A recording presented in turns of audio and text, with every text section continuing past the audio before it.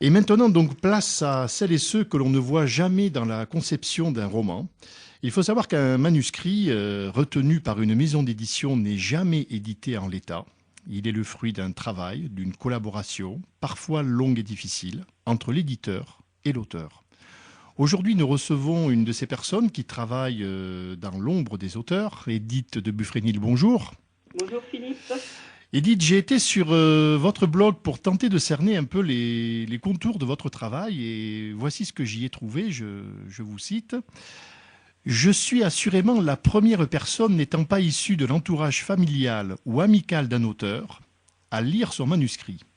Il importe, avant d'entrer dans le vif du sujet, que j'échange avec lui quelques mails ou coups de téléphone, bref, que je le connaisse, que j'entre quelque peu en empathie avec lui. Les premières pages de son œuvre feront le reste. Et dites, vous travaillez autant avec des auteurs qui vous sont envoyés par des maisons d'édition après que leur manuscrit ait été retenu par le comité de lecture, qu'avec des auteurs qui viennent à vous sans intermédiaire. Expliquez-nous un peu comment se tisse la relation avec un auteur et le rôle que vous tenez dans cette relation. Bien, alors déjà en premier lieu, chaque cas est différent. Ça ne se passe jamais deux fois de la même façon. Donc il est important au départ, comme je l'ai écrit sur le blog et comme vous venez de le citer, qu'il se passe quelque chose entre l'auteur et le...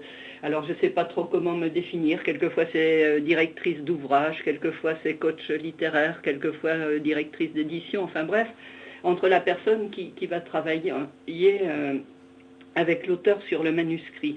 Il faut une relation amicale et je dirais même plus, hein, c'est une relation assez forte qui s'établit initialement et puis après au cours du travail. Alors bon, ben ça peut être, on se téléphone un peu, on échange quelques mails. Quelquefois on commence aussi le travail directement.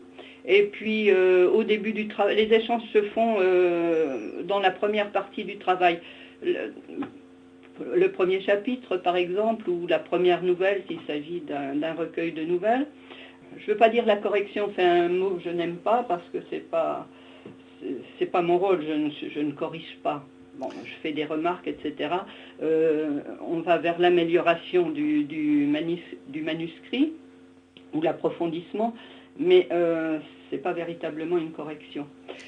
Donc je disais oui, les échanges sont souvent plus intenses au cours du premier chapitre. Et puis par la suite, on trouve un fonctionnement et voilà, c'est parti. C'est une alchimie en gros, alors un peu, parce que là, tout à l'heure, vous cherchiez un peu le terme pour vous définir, vous disiez directrice d'ouvrage, etc. Oui. Vous êtes quelque part un peu une alchimiste des mots. Oh, on peut dire ça sur un... si on se situe un peu au deuxième degré. Alchimiste des mots, oui, mais je veux dire que l'alchimie se fait à deux. Voilà, Voilà. l'alchimie, effectivement, se fait à deux. Alors, vous disiez un peu la façon dont vous travaillez. Moi, j'ai le sentiment, à travers ce que vous dites, que donc votre rôle, il consiste à améliorer un texte, à l'enrichir, mais peut-être aussi à faire comprendre à l'auteur, à lui faire voir les carences de son texte que lui ne va pas voir. Je vous cite à nouveau dans les phrases que j'ai relevées sur votre blog.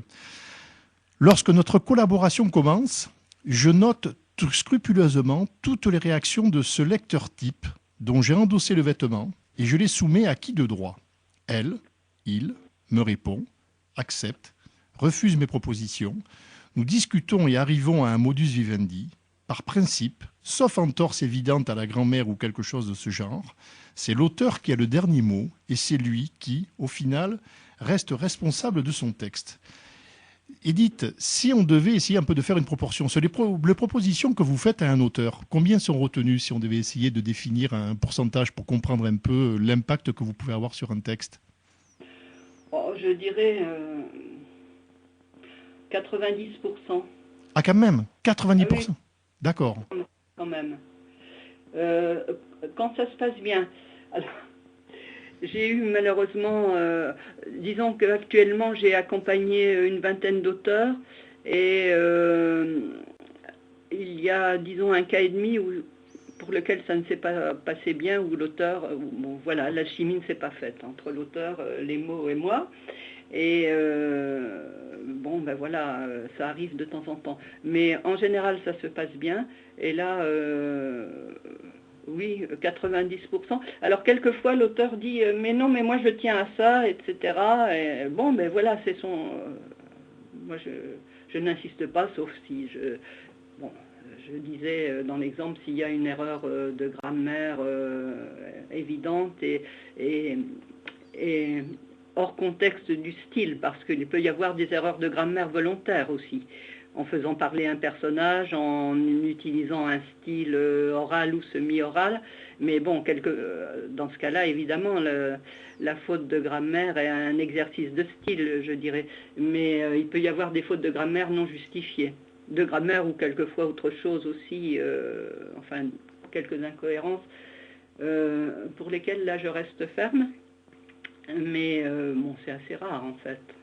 Et alors, vous parliez tout à l'heure des corrections, donc vous mettiez un peu une ligne rouge en quelque sorte entre le travail que vous faites et le travail de la correctrice.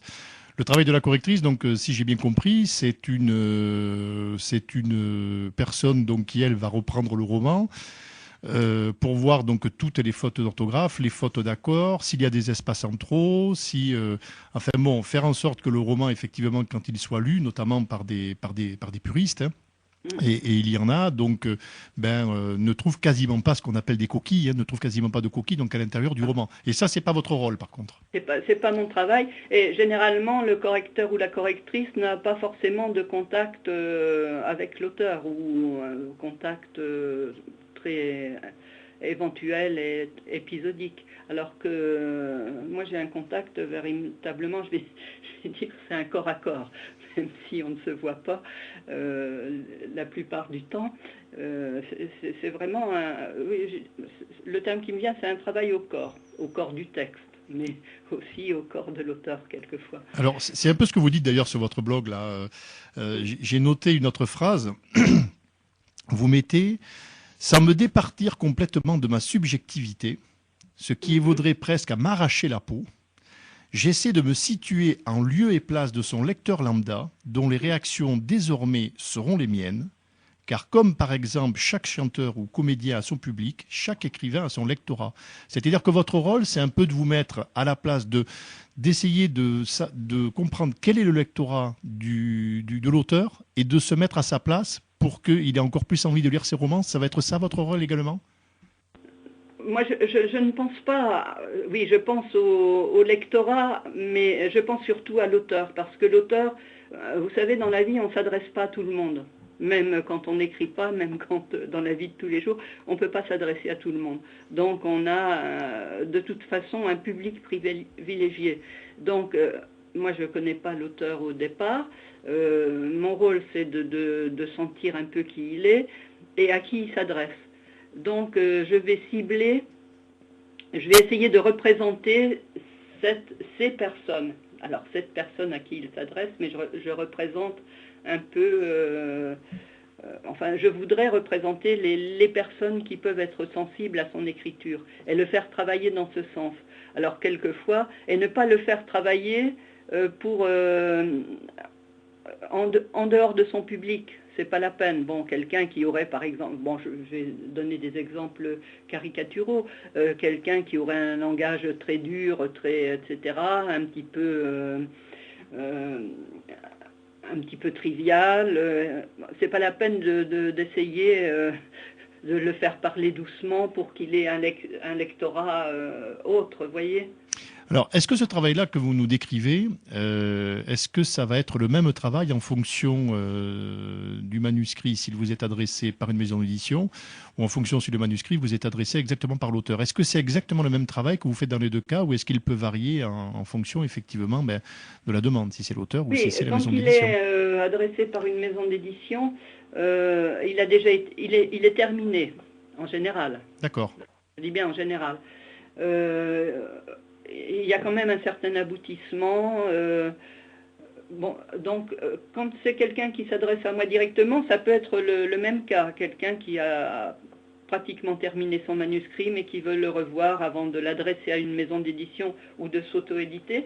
Mais quelquefois, ça peut être quelqu'un qui a commencé et puis qui est un peu perdu pour continuer et qui souhaite être accompagné. Donc j'accompagne la personne, je discute avec elle des possibilités de suite possibles. C'est-à-dire qu'une personne peut vous envoyer un roman qui n'est pas terminé, elle bloque, Oui, et elle oui, peut vous contacter, donc d'accord.